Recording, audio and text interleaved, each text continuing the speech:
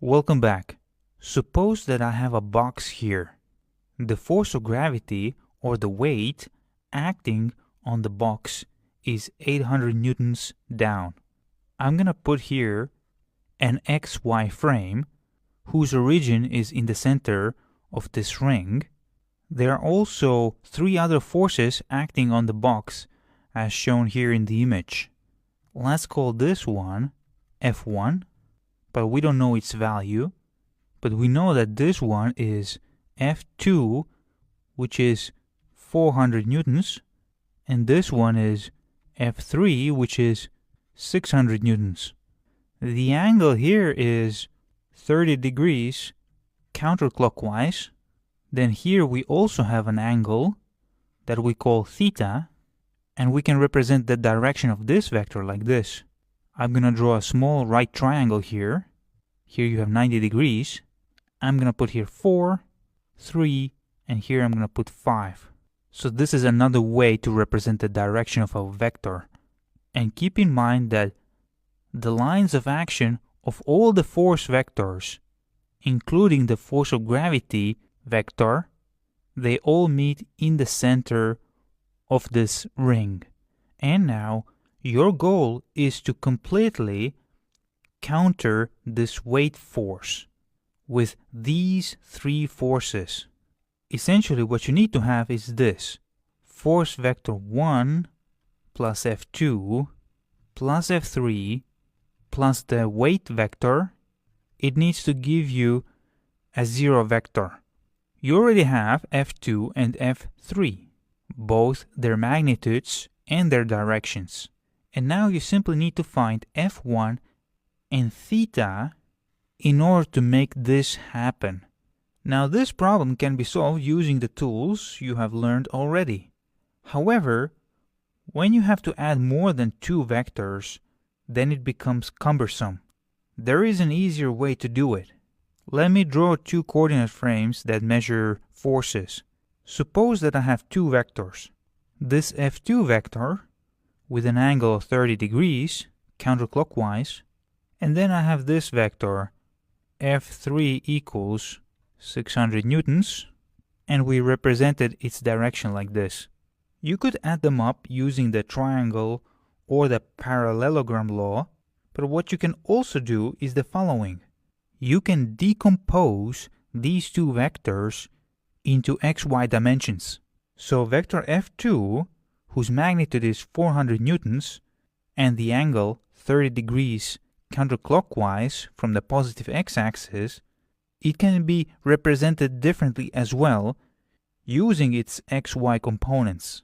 So this component, F2x, well, that's 400 times cosine 30 degrees. That equals 346 newtons. And then F2y equals 400 times sine 30 degrees. So that will be 200 newtons. Similarly, F3 can be represented using its xy components as well. F3x equals minus 600 times, and then 4 over 5. And it's minus because it's in the negative x direction. So F3x equals minus 480 newtons.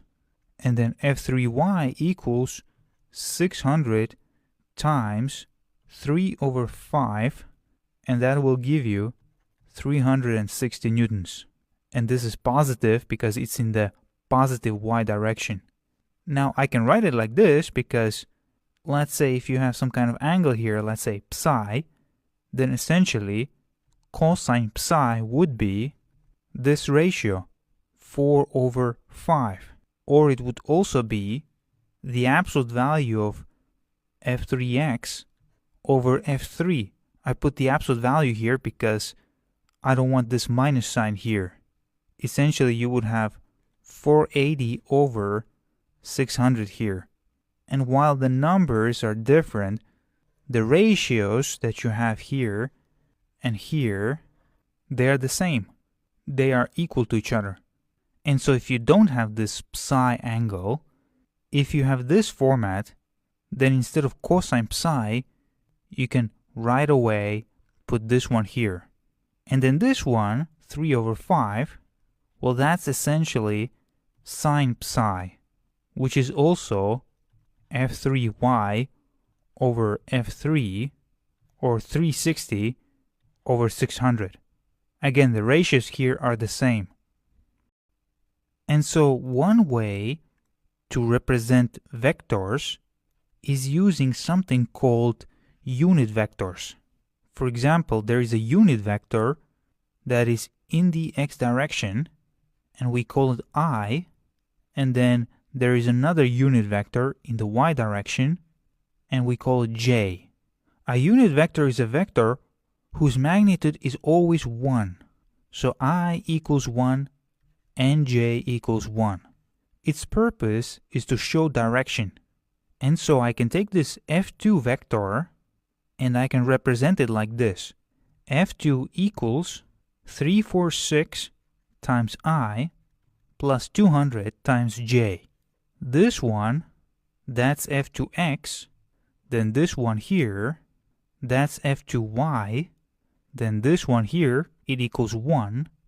And this one here, it also equals 1. Similarly, I can write f3 equals minus 480 times I plus 360 times j. Again, this one is f3x. Then this one, it's f3y. Again, this is 1, and this is 1. Note that I and j unit vectors are dimensionless. So here, you have no dimension, nor here you have dimension. And the same thing here, the I and j unit vectors are dimensionless. And it makes sense because here you already have newtons, and here as well you already have newtons, and the same thing here, you have newtons, and here you have newtons. And so in the end, f2 also has newtons, and f3 has newtons. So I and j unit vectors must be dimensionless in order not to mess up the final units that we have here. In other words, the unit vectors don't contribute anything in terms of units. Essentially, I'm representing the same vector differently, but it's still the same vector. I can represent this f2 like this in terms of its magnitude and the angle, or like this in terms of its xy components. And the same thing here with f3, I can represent it with a magnitude and with some kind of angle. And if you really want to be formal, then according to the convention, the real angle that you have to calculate is the one that goes from the positive x-axis. But that's easy to calculate because if you know psi, then it's simply 180 degrees minus psi, and then you will get this angle. Or alternatively, you can represent f3 with a magnitude and then with this right triangle notation, 3, 4, and 5. But then you have to keep in mind in the back of your head that this vector points in such a way that it has a negative x component. But then you can also represent f3 like this, in terms of its xy components.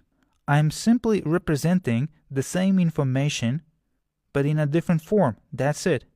And now you saw how to go from the arrow and direction notation to the xy component notation. We used trigonometry for that. But what if you want to go back? What if you have this notation, but you want this notation, where you have the magnitude and the angle? Well, that's quite easy actually. If this is your f2x, and this is f2y, then you can simply shift this f2y like this, and then you have a right triangle here. So you have 90 degrees here, and that's your f2. So you can compute the magnitude of this f2 vector like this. Square root f2x squared plus f2y squared. Essentially, I'm using the Pythagoras theorem here, because this is a right triangle. And if I do that, then I will get 400 newtons. And now, in order to get this theta angle, I do the following. I know that tangent theta equals f2y over f2x, because this f2y, it's also this one here, so you can form tangent theta like this, and so theta simply equals inverse tangent and then f2y over f2x, and that would give you 30 degrees. However, you have to be careful here. Again, I have my coordinate frame, xy, and imagine that I have this vector. Let's just call it f. In this case, both components are negative. This is fx, and this is fy. If you write inverse tangent fy over fx, then even though they're both negative, these negatives will cancel each other out. And so in the end, what you will get is this angle here. Let's call it alpha. However, you would like to get this angle. Let's call it theta. This angle theta goes from the positive x direction. In this coordinate frame, we have 4 parts. Part 1, Part 2, Part 3, and Part 4. These parts are called quadrants, and so this theta angle will tell you in which quadrant you really are. In this case, you're in the 3rd quadrant. If you get alpha, then you might think that your vector is here and alpha is here and you're in the 1st quadrant. But that would be wrong. If both of your components are negative, then in order to get theta, you have to add 180 degrees to alpha. Now in Python, there is a function called atan2, and then parenthesis, and this is for arctangent, but then if you have 2 here, then it will take into account the signs of the components, and then it will give you the right quadrant. Note that this right quadrant can be obtained in 2 ways, either with this theta angle or with this beta angle. It's just in case of theta, you go counterclockwise, and in case of beta, you go clockwise. In other words, if you go in this direction, then your angle is positive. If you go in this direction, then your angle is negative. So let's say if alpha equals 30 degrees, then theta would be 180 plus 30, which is plus 210 degrees. Or alternatively, I can say that beta equals minus 150 degrees. So you would have 180 degrees minus 30 degrees. That would give you 150 degrees, but because you go clockwise, it's actually minus 150 degrees. Also note that vectors are formally denoted like this. For example, F2 and the arrow. And we usually use this notation when we represent our vector in this form, using the unit vectors. But now when we calculate the magnitude of the vector, or the length of the arrow, which in this case is 400 newtons, then vector magnitudes are formally denoted like this. F2 arrow and then the absolute signs, and then that would be 400 newtons. And then you could also add 30 degrees counterclockwise. And then, like mentioned before, this notation we would normally use if I want to express this vector in this notation, using the unit vectors. However, many times throughout this course and in general, instead of representing the magnitude like this, people take a simpler route and simply represent it like this. F2 equals 400 newtons and then 30 degrees counterclockwise. So just know that in this course, when I represent my vector like this, and I simply write F2, then I mean the magnitude, because I don't want to write those arrows and absolute signs all the time. And if I include an arrow without absolute signs, well, that I normally reserve to this kind of notation. And finally, what I want to mention is that in both cases, either we use this notation using the unit vectors, or this notation using the magnitude and the angle. In both cases, you're representing information about your force using two dimensions. It's just in this case, your one dimension is the x dimension and another dimension is the y dimension. And then in this case, your one dimension is the magnitude of the vector, and then another dimension is the angle of the vector. Again, it's just I'm representing the same information but in two different ways. It's like if you have an address, let's say you live somewhere in a house, I can either represent your address using the street name, the house number, the apartment number, your zip code. With this information, I will be able to find your house. Or I can represent your address like this, with longitude and latitude coordinates. In both cases, I will be able to locate your house on this planet. And now you might ask, why do I need this unit vector notation? Well, it turns out that it's a lot easier to add vectors like that. Again, let's take F2 and F3. And so if I want to add them, then I can do it very easily using the unit vector notation. And that's why I'm putting the arrows here now. So this is the F2 vector plus this is the F3 vector.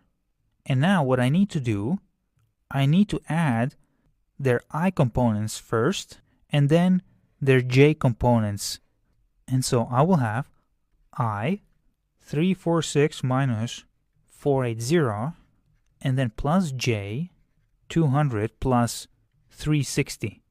And then I will get minus 134I plus 560J. So that's the sum of these two vectors.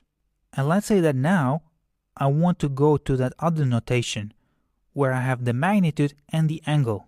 First of all, let me draw this XY coordinate frame that measures forces. So the x component of the sum is minus 134 newtons. The y component is 560 newtons. Using the parallelogram rule, I can add these components up. So this is my F2 plus F3 magnitude. I have a right triangle here. And by the way, I should not forget the units. So the sum of these two force vectors is also in newtons. And so the magnitude of F2 plus F3 equals square root minus 134 squared plus 560 squared. But note that since I'm squaring this number, minus 134, this minus sign is unimportant here. So I can also just write this thing like this. 134 squared plus 560 squared, and that's my magnitude, 576 newtons. And as you calculate this magnitude, now you can mathematically see that your magnitude can only be positive. It cannot be negative. Because even if you have negative components here, you square them and they become positive.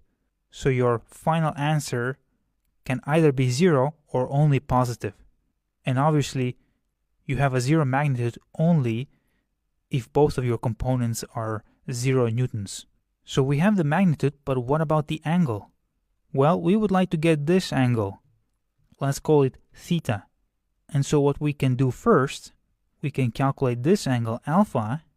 That's simply alpha equals inverse tangent 560 over 134. That will give you alpha. And so theta equals 180 degrees minus alpha, and it will be 103 degrees.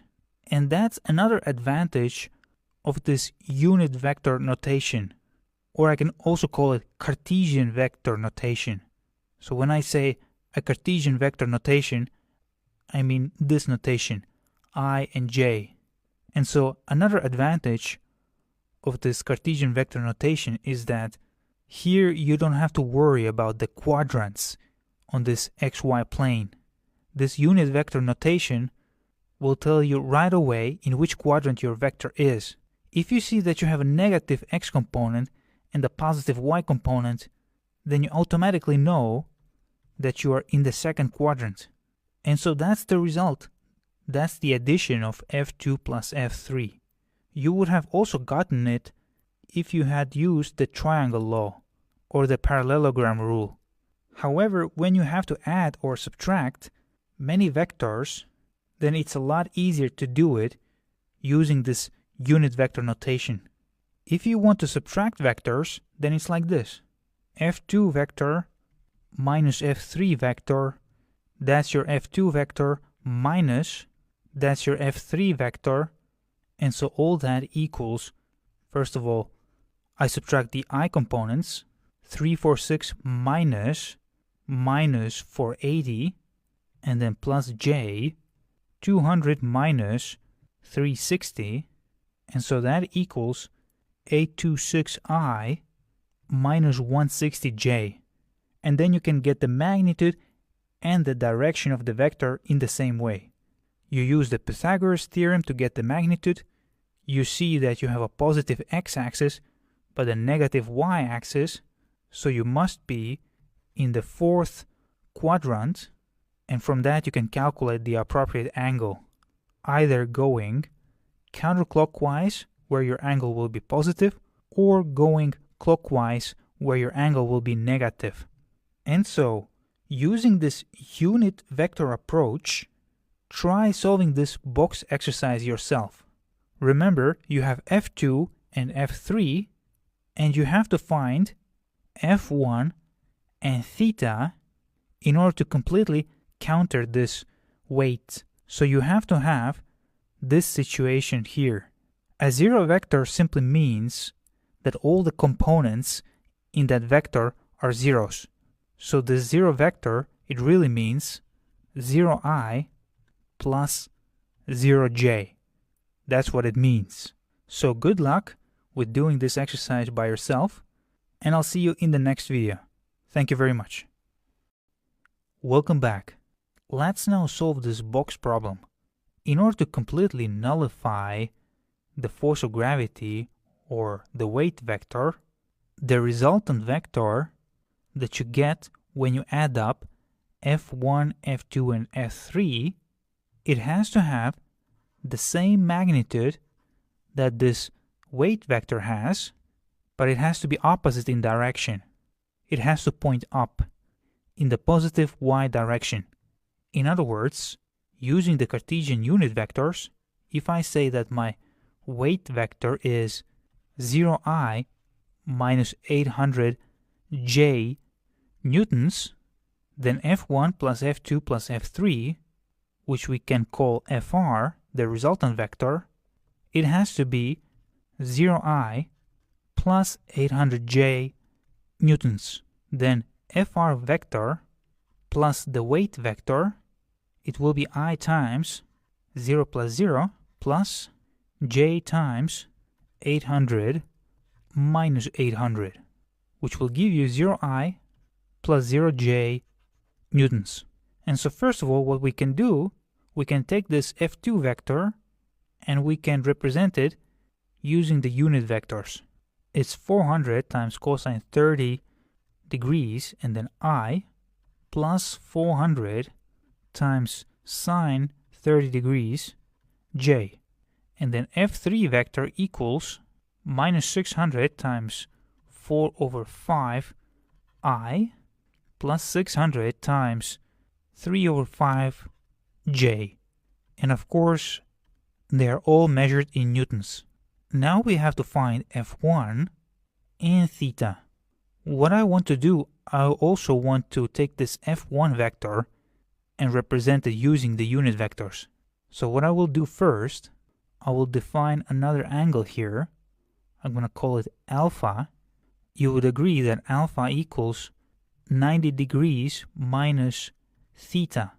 And now I will have f1 vector equals f1 magnitude times cosine alpha or cosine 90 degrees minus theta, and that's in the I direction, and then plus f1 sine 90 degrees minus theta, and that's in the j direction, and newtons. And so you know that if you add up all the I components of these three vectors, then you need to get 0. And if I add all the j components together, then I need to get 800. And so let's do that. In the I direction, I have all this, which equals 0. I've simply added up these three terms that must give me 0. And now if I do the same thing with the j components, then I need to get 800. And so for j, this is how it looks like. So essentially I have two equations and two unknowns, theta and then f1. If I rearrange my first equation, then I will have this thing, f1 times cosine 90 degrees minus theta, and all that equals 133.6. So I left the first term here, and then everything else went to the other side of the equation sign. I can do the same thing with j. This is the first term, then you have 800, which is this one here, and then all the other terms will go to the other side of the equation sign, and that will give you 240. Now in the first equation, you can write f1 equals 133.6 divided, and then this thing here, it will go here into the denominator, so I will have cosine 90 degrees minus theta. So that's my f1. And now I can take this expression for f1 and I can put it here into the second equation. And so my second equation will be 133.6 divided cosine 90 degrees minus theta, that's instead of f1, times sine 90 degrees minus theta, and that will equal 240. Now in general, when I have a right triangle here, and then here I have A, B, and then C, and then angle, let's say phi, then you know that sine phi equals B over C, and then cosine phi A over C. So sine phi over cosine phi, that's B over C divided A over C. In other words, it's B over C times C over A. So the C's cancel out, and so you will have B over A. And what is B over A? Well, that's tangent phi. So sine phi over cosine phi, that's tangent phi. Which means that in this equation, sine 90 degrees minus theta divided cosine 90 degrees minus theta, that equals tangent 90 degrees minus theta. So your equation here then becomes 133.6 times tangent 90 degrees minus theta, and that's 240. And so I'm going to continue here. Tangent 90 degrees minus theta, that's 240 over 133.6. It means that 90 degrees minus theta equals the inverse tangent of this ratio, which gives you 60.9 degrees. That's 90 degrees minus theta. It means that theta equals 90 degrees minus 60.9 degrees. That's 29.1 degrees. So that's your theta. And now that you have your theta, you can plug it in here and you can compute your f1. Let me do it here. f1 equals 133.6 divided cosine 90 degrees minus 29.1 degrees, and that will give you more or less 275 newtons. More precisely, 274.7 newtons. And there you go, you have your F1. Your theta was 29.1 degrees, that's your theta, and your F1 is 274.7 newtons. And there you go, you have found your F1 and theta, and now the sum of all of these three forces, F1, F2, and F3, they will completely counteract this force of gravity. Thank you very much. Welcome back. So we have solved this box exercise, but in this video, I want to mention something very quickly. Look at how we set up our problem. The line of actions of all the vectors go through one point in the middle of the circle. That's why, even though the box has a considerable size, we can still treat this problem as a particle equilibrium problem. We can just take that point in the middle of the circle and apply all the forces to that point. That point is our particle, but that's only possible because the lines of action of all the forces go through that point. But now imagine that you have this configuration for the box. Your ring is here. This is your weight force. It acts on this point because this point is the point of center of gravity. And now these are your three forces. And now the line of action of the weight vector does not go through this point in the middle of the circle. That means that if this is your Fr that you got by adding up these three forces, then there is a distance between the lines of action of Fr and the weight. And that distance is perpendicular to both Fr and the weight vector. That mismatch will make the box rotate. Just like force makes objects accelerate, and then mass, it's actually resistance to acceleration, there is something that makes objects accelerate angularly. So the units for acceleration are meters over second squared, but the units of angular acceleration is radians per second squared.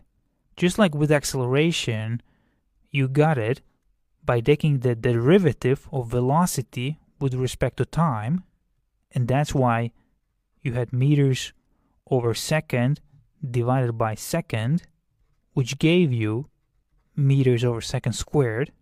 The angular acceleration is the derivative of angular velocity with respect to time. Angular velocity tells you how fast something rotates. For example, a wind turbine can rotate 10 radians per second, for example, and that would be your omega. And if you take the derivative of angular velocity with respect to time, then in terms of units, you have radians per second over second, and that will give you radians over second squared.